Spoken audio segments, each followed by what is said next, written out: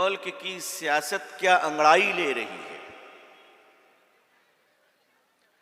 सियासत के शहनशीनों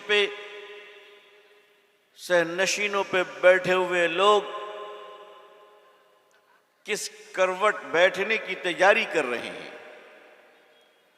अल्लाह ने इस मुल्क की हुकूमत का लगाम जिन लोगों के हाथों में दिया है, वो खुसूसन मुसलमानों को किस रुख पर ले जाने की साजिश पर अमल कर रहे हैं। हमें एक तरफ वो भी देखना पड़ रहा है और एक तरफ अपने भाई बहनों की जिंदगी और खुद अपनी जिंदगी की तरफ देखना पड़ रहा है कि आपकी जिंदगियां और खुद मेरी अपनी जिंदगी भी अल्लाह की इताअत और फर्माबरदारी के साथ गुजर जाए। मेरे करम फरमाओ मेरे भाइयों, दुनिया की बहुत सारी कौमों को मैंने देखा है और कुछ पढ़ा है। अल्लाह का शुक्र है, आप लोगों की दुआएं हैं। मैंने दुनिया के मुल्कों की कुछ तारीखें पढ़ी हैं और कुछ मुल्कों में जाकर उनके अहवाल का मुशाहिदा किया है। जो बात मैं महसूस करता हूं उन तारीखों को देखने के बाद, और खुद हिंदुस्तान, अल्लाह ने इतना बड़ा मुल्क हमें अता फरमाया है कि हिंदुस्तान के बाज जिला डिस्ट्रिक्ट इतना बड़ा है कि उस डिस्ट्रिक्ट में एक कंट्री बन जाएगा, एक मुल्क बन जाएगा। अल्लाह ने हमें दिया है, अल्लाह इस मुल्क की हिफाजत फरमाए। मैं कभी कभी गौर करता हूं कि इस मुल्क में बसने वाले, इस मुल्क में रहने वाले लोग अगर अपनी जिम्मेदारियों को पूरी नहीं करेंगे, दुकान पर बैठने वाला कैशियर अगर पैसों का ख्याल न रखे, दुकान का माल बेचने वाला सेल्समैन अगर बेचने पर दिलचस्पी ना ले, दुकान का मालिक दुकान के खोलने और बंद करने के वक्त की पाबंदी न करे, तो आप मुझे बताएं ऐसा कारोबार अगर करोड़ों रुपए का भी हो तो तबाह हो जाएगा। मेरी कौम का मसला यह है कि मेरी कौम आज तक अपने मसाइल के हल के लिए इस बात के लिए मुत्तफिक तो है कि उसका हल होना चाहिए, लेकिन उसके हल और सलूशन पर मेरी कौम संजीदा नहीं हो पा रही है। पूरे मुल्क में देखता हूं हुकूमत की नीयत यह है, और मुझे यह कहने में कोई गुरेज नहीं, मुझे कहने में कोई तकल्लुफ नहीं है कि भारत सरकार और भारत की राजनीति पार्टियां और भारत के राजनेता, उनमें ज्यादातर लोग वो हैं जो ये चाहते हैं कि आने वाले 10 सालों में और 20 सालों में और 30 सालों में हिंदुस्तान का मुसलमान इतना बेकार हो जाए कि वो जिस्म के लिहाज से तो मुसलमान हो मगर दिल के लिहाज से इंतहाई मक्कार, पेशावर और मुर्तद हो। नऊजुबिल्लाह, कहिए नऊजुबिल्लाह। जो प्लानिंग चली जा रही है, जिस तरह से तालीम के नाम पर, एजुकेशन के नाम पर, मॉडर्निज्म के नाम पर, डेवलपमेंट के नाम पर, लिबरलिज्म के नाम पर जो प्लानिंग की जा रही है और जो बिसात बिछाई जा रही शतरंज की चाल की तरह, उसका मकसद यह है कि आने वाले 20-30 सालों में अल्लाह न करे मुसलमान मौजूद होगा, इस्लाम मौजूद नहीं होगा। अल्लाह न करे कि ऐसा हो। लेकिन अजीजान मिल्लत, यह खतरा क्यों है और इसकी वजूहात क्या है? आप महसूस नहीं करते कि 10 सालों में अचानक इस्लाम के खिलाफ नऊजुबिल्लाह मुसलमानों के बच्चों में बगावत आ गई? आप महसूस नहीं करते हजारों मुसलमानों की बच्चियां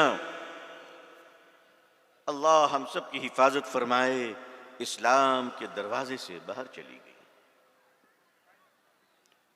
यानी वो एक मुसलमान की बेटी है जिसके गोद में कल उसका बच्चा पलेगा जो एक अल्लाह पर यकीन नहीं रखता, जो हुजूर सल्लल्लाहु अलैहि वसल्लम को अल्लाह का आखिरी रसूल नहीं मानता।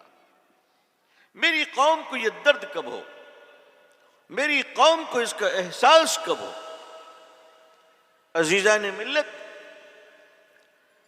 दूसरी तरफ हुकूमत ये चाहती है कि आहिस्ता आहिस्ता तुमसे तुम्हारी शरीयत छीन ली जाए, आहिस्ता आहिस्ता तुमसे तुम्हारा दीन छीन लिया जाए। और सिर्फ इतना ही नहीं, अब तो हुकूमत ये चाहती है कि तुमसे तुम्हारी जमीन भी छीन ली जाए। ये जो लाखों एकड़ जमीनें वक्फ की हिंदुस्तान में है, मुझे आप बताइए ये वक्फ किसने किया?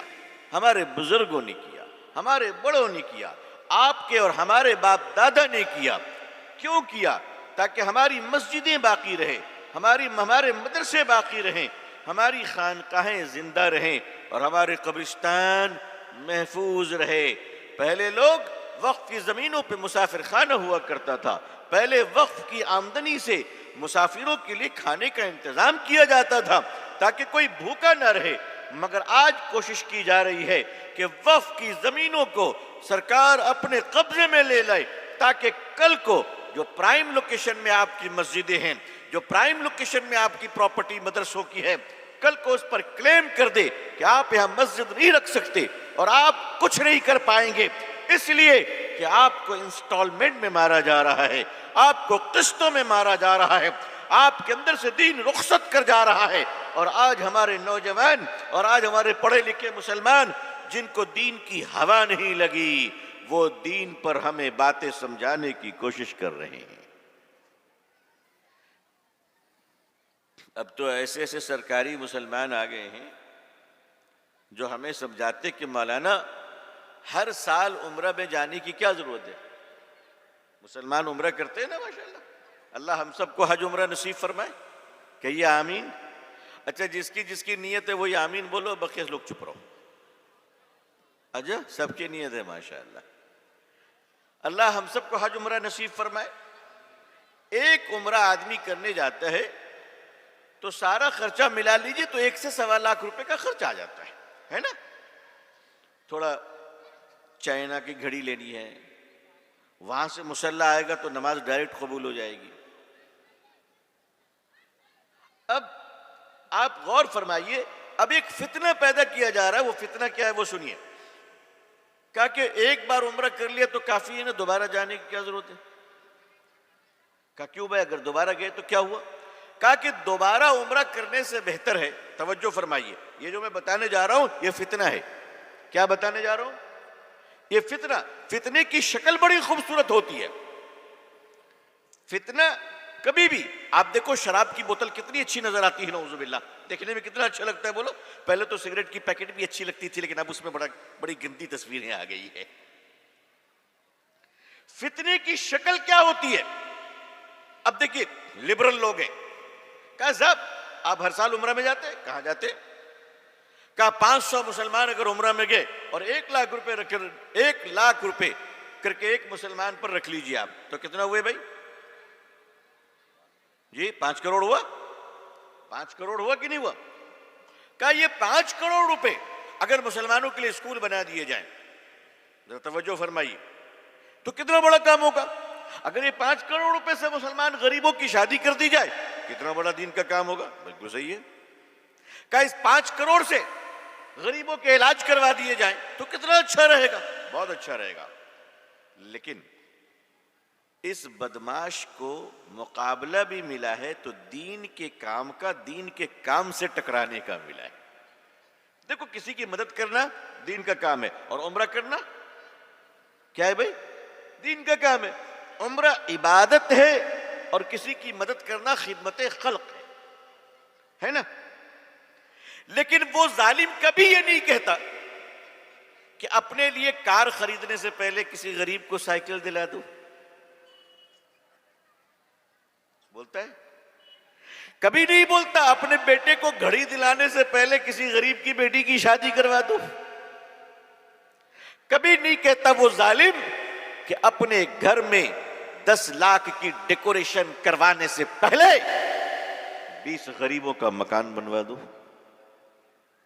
उसके चोचलों पे कोई फर्क नहीं आएगा।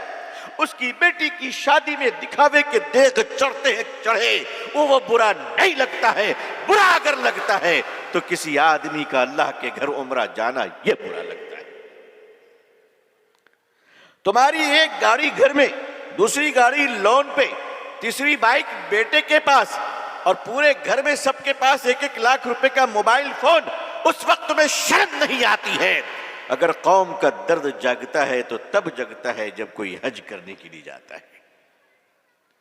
ये फितना असल में ये शैतान का प्रोजेक्ट है जो लिबरल पढ़े लिखे इंसान के दिल से जबान के रास्ते निकल रहा है।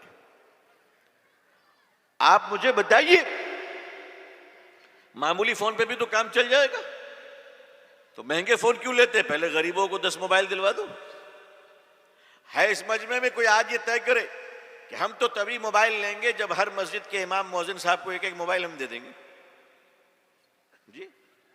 रमजान के महीने में इफ्तार में अजान में 1 मिनट अगर लेट हो जाए तो क्या कहते हैं हम लोग?